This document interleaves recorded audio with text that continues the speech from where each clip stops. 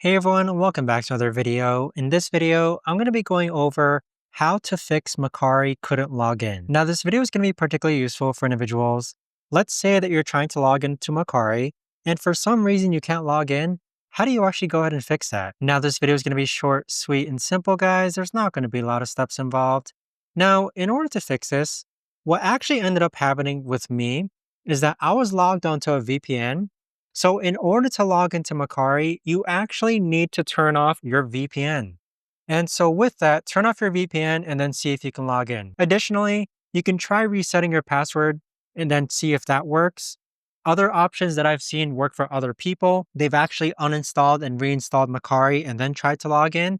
And even as something as simple as making sure that you're connected to the Wi-Fi in order to make sure that you can actually log into Mercari. But I hope one of these solutions helps you out, guys. The solution that worked out for me was that I had to turn off my VPN in order to log into Mercari. But that right there, guys, is the best and easiest way that I know of to actually go ahead and fix can't log into Mercari.